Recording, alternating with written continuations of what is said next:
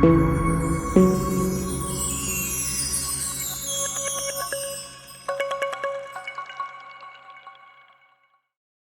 back, viewers. As you know, I have already installed the Endeavour OS on my laptop, so I am preparing all the videos for the channel on the Endeavour OS laptop. So after the installation, I found the need to install Dash2Dock. So for that, I searched the Pacman repository, but the Dash2Dock package was not there. Then I resorted to using the A helper, that is the AUR helper, to search the AUR repositories for Dash2Dock. So for that, I have to open the terminal and then I give the command A space dash capital S small s Dash2Dock. So using this small s, it will search the AUR repositories for the package. If it is there, it will return us the name of the package along with the versions of the package. So here you can see here it has returned the different packages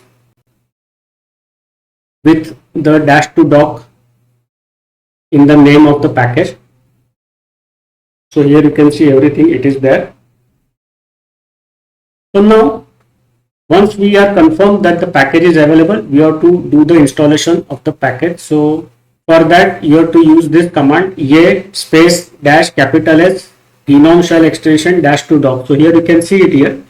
There are different packages available in the AUR. There is a Git package. So it will do, it will sync with the Git and it will download the latest Gnome extension Dash2Dock package. So the Git normally has the latest packages available. Then there is this package. This is a stable package comparatively than the Git package that is available. So you can use this, or if you want the latest shiny new package, you can use this option.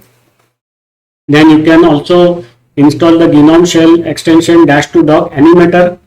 So animator is available as a Git package, so it will sync with the Git repos and download the latest Dash2Dock animator package for your system.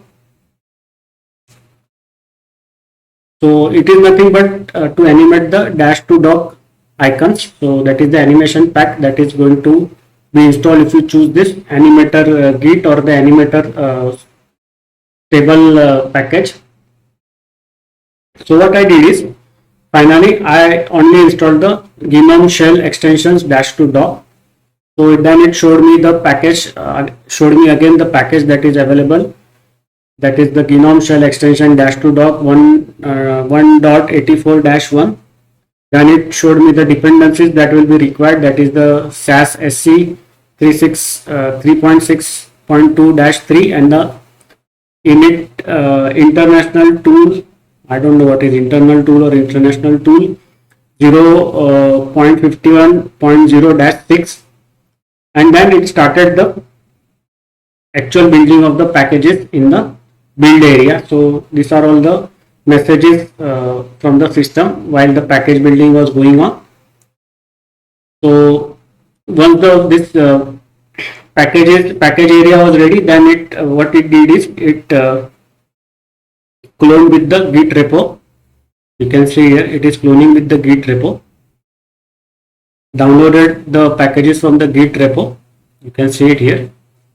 And then look for the conflicting packages.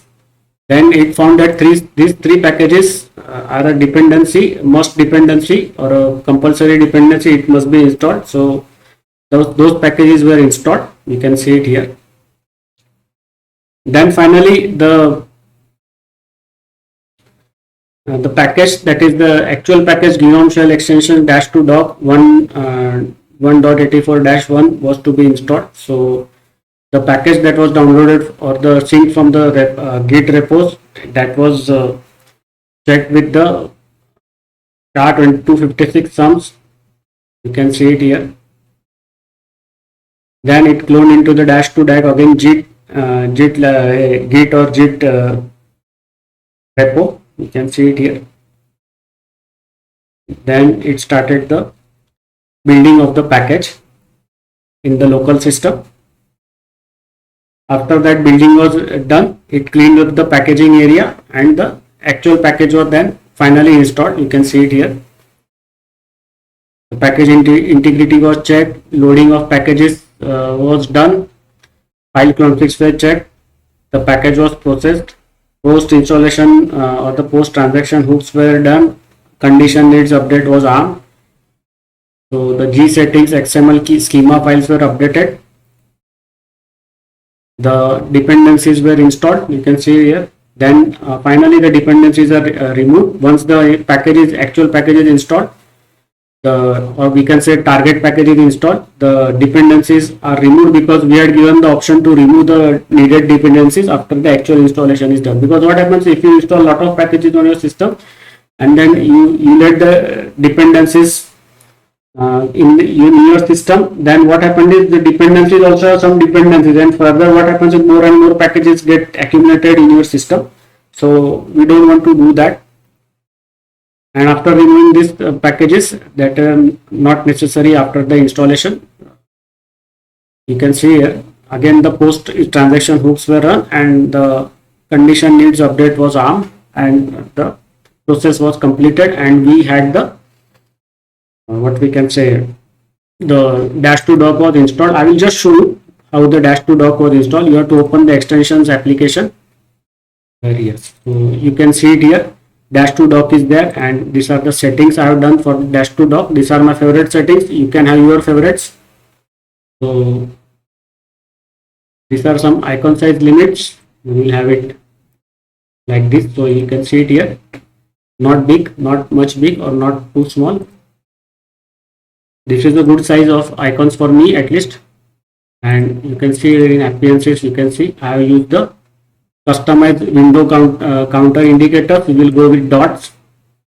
I will not customize the dark color.